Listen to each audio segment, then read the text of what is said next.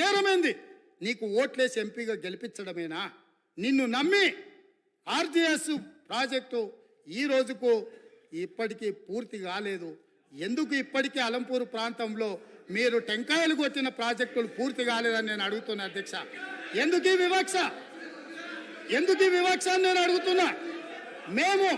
మేము ఎంపీగా గెలిపించకపోయిన ఉంటే, ఆ పాలమూరు జిల్లా ప్రజలు నీకు ఓటు వేయకపోయినుంటే నీ రాజకీయ భవిష్యత్తు ఎక్కడుండేది?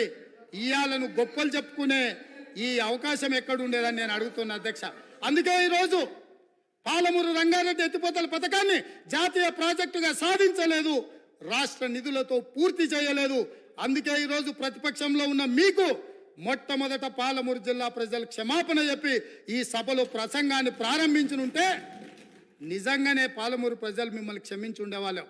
2009-10లో కృష్ణానది ఉప్పొంగినప్పుడు, వరదలు వచ్చినప్పుడు, అలంపూరు ప్రాంతంలో కొట్టుకపోయినప్పుడు అలంపూరు ప్రాంత ప్రజలకు మహబూబ్ నగర్ ఎంపీగా శాసనసభ ప్రతిపక్ష నాయకుడు కల్వకుంట్ల చంద్రశేఖరరావు గారు ఒక మాట ఇచ్చారు.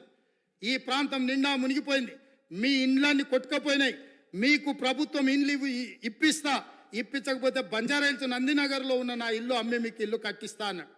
మేము ఆయన ఇల్లు నమ్మి కట్టించమని మేము అడుగుతలేము అధ్యక్ష. కానీ ప్రభుత్వం వచ్చిన 10 ఏళ్లలో నువ్వు కట్టిస్తాన్న డబుల్ బెడ్రూమ్ ఇండ్లు ఆ అలంపూరు ప్రాంతంలో మునిగిపోయిన పేదలకు కట్టించి ఉంటే ఈరోజు నీకు ఇక్కడ నిలబడి మాట్లాడే అధికారము, అవకాశం ఉంటుండే. ఇవాళ అలంపూరు ప్రాంతంలో కనీసం ఆ ఇండ్లైనా కట్టించని పరిస్థితి ఈరోజు దాపరించింది. అదేవిధంగా మా పొన్నం ప్రభాకర్ గారు తెలుసు, మిడ్మానేరు ముంపు బాధితులకు కొన్ని సంవత్సరాలుగా వాళ్ళు పోరాటం చేస్తున్నారు, ఆరాట పడుతున్నారు. ఈ రాష్ట్రానికి ముఖ్యమంత్రి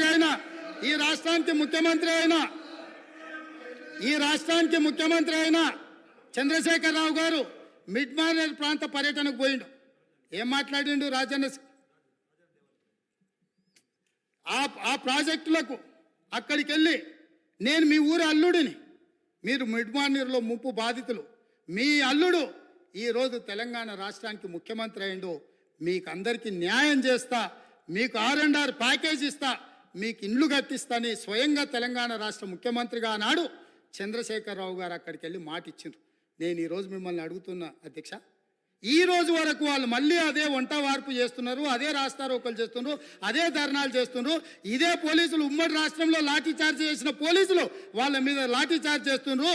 మా మంత్రి పొన్నం ప్రభాకర్ గారు ప్రతి నెల నిరసన కార్యక్రమాన్ని ఇప్పటి వరకు నిరసనలు కొనసాగిస్తూనే ఉన్నాడు.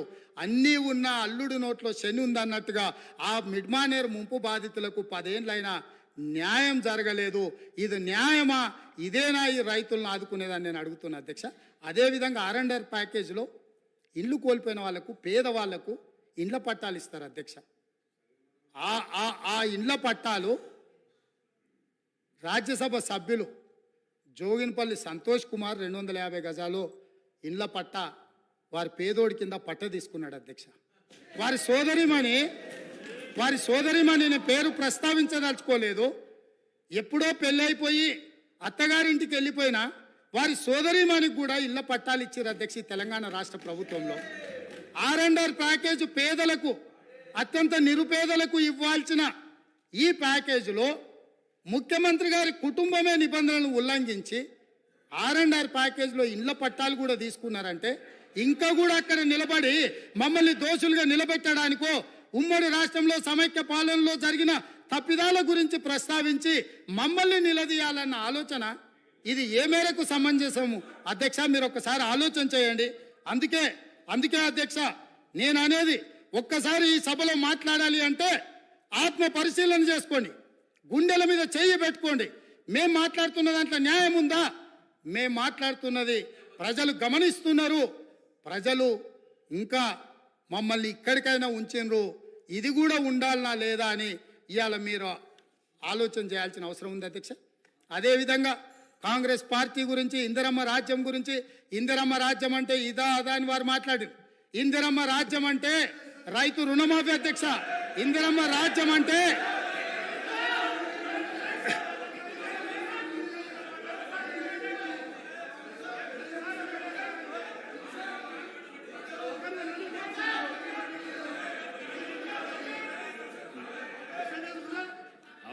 అవకాశం వచ్చినప్పుడు మాట్లాడదు. అధ్యక్ష లీడర్ ఆఫ్ ది హౌస్ మాట్లాడేటప్పుడు అధ్యక్ష లీడర్ ఆఫ్ ది హౌస్ మాట్లాడేటప్పుడు డిస్టర్బ్ చేయకండి. మీకు అవకాశం వచ్చినప్పుడు మీరు మాట్లాడండి. నువ్వు కొత్తగా వచ్చినావు, కొత్త సభ్యునివి, కొత్త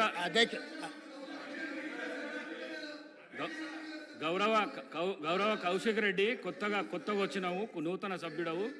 నువ్వు లీడర్ ఆఫ్ ది హౌస్ మాట్లాడేటప్పుడు గడబడి చేయకు, నీకు అవకాశం వస్తుంది. అధ్యక్ష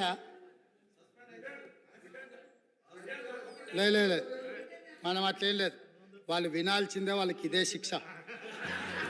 వాళ్ళని ఎవరిని బయటికి పంపను, ఎవరిని పంపొద్దు అధ్యక్ష. దయచేసి మీకు విజ్ఞప్తి చేస్తున్నా, వాళ్ళని ఇక్కడ కూర్చోబెట్టి కఠోరమైన నిజాలు వాళ్ళు వినడం ద్వారా వాళ్ళలో పరివర్తన తీసుకురావాలన్నదే ప్రభుత్వం యొక్క ఆలోచన. కాబట్టి వారిని ఎవరిని కూడా సభలో నుంచి బయటకు పంపించొద్దు అధ్యక్ష. అందుకే ఈరోజు ఇందిరమ్మ రాజ్యం గురించి పదే మాట్లాడుతున్నారు అధ్యక్ష. ఎస్, ఇందిరమ్మ రాజ్యం తెస్తాం సోనియమ్మ నాయకత్వంలో. ఖచ్చితంగా ఈ రాష్ట్రంలో ఇందిరమ్మ రాజ్యం. ఇందిరమ్మ రాజ్యం అంటే పేదలకు ఇందిరమ్మ ఇండ్లు ఇస్తాం, భూమి లేని దళితుల గిరిజనులకు అసైన్మెంట్ భూములు ఇస్తాం, పోడు భూముల పట్టాలు ఇస్తాం, పేదలు చదువుకునే విద్యార్థులకు ఫీజు రియంబర్స్మెంట్ ఇస్తాం, వైద్యం అందించలేని నిరుపేదలకు ప్రాణాలు పోతుంటే కుటుంబ సభ్యులుగా ఆదరించి రాజీవ్ ఆరోగ్యశ్రీ పథకాన్ని అందుబాటులోకి తీసుకొస్తాం.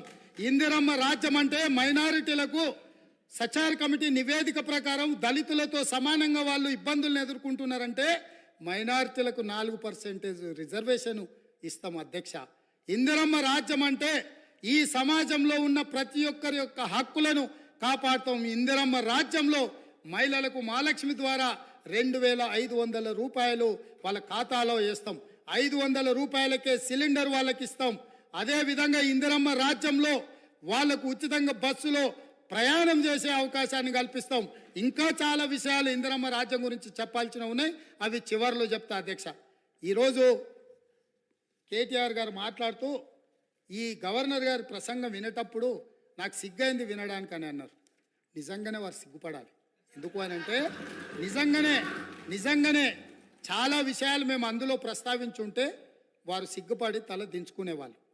మేము ఎందుకంటే ఇప్పుడే ఎందుకు అన్ని నిజాలు కఠోరమైన సత్యాలను మొదటి సభలోనే ఎందుకు, ఇంకా సుదీర్ఘంగా చర్చ జరగాలి. ఈ చర్చల ద్వారా ప్రజలకు తెలియాలని కొన్ని విషయాలు గవర్నర్ గారి ప్రసంగంలో పొందుపరచలేదు. కాకపోతే వారు ప్రస్తావించను కాబట్టి నాకు చెప్పక తప్పదు అధ్యక్ష. నన్ను కంపెల్ చేసిండు వారు ఈ రోజే ప్రస్తావించేటట్టు. నేను ఒక్క మాట మీ ద్వారా అడగదలుచుకున్నాను అధ్యక్ష. ఈ రాష్ట్రంలో జరుగుతున్న ఇసుక దోపిడీలో వాళ్ళ పాత్ర లేదా?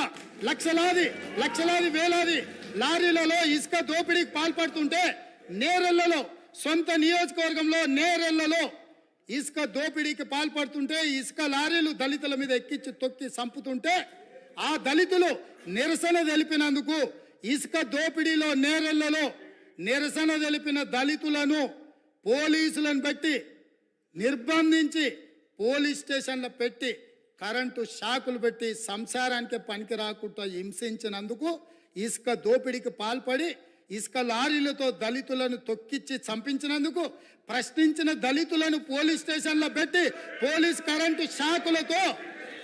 కరెంటు షాకులతో కొట్టి సంసార జీవితానికి పనికి రాకుండా చేస్తే తెలంగాణ రాష్ట్రం ఇచ్చిన లోక్సభ స్పీకర్గా మీరా కుమారి గారిని మా మిత్రుడు పొన్నం ప్రభాకర్ గారు ఆ దళితులను పరామర్శించడానికి తను చట్టం చేసి బిల్లు పాస్ చేసి తెలంగాణ రాష్ట్రం ఇచ్చిన మీరా కుమారి గారు ఆ కుటుంబాలను పరామర్శించడానికి వస్తే పోలీసులను పెట్టి అడ్డుకొని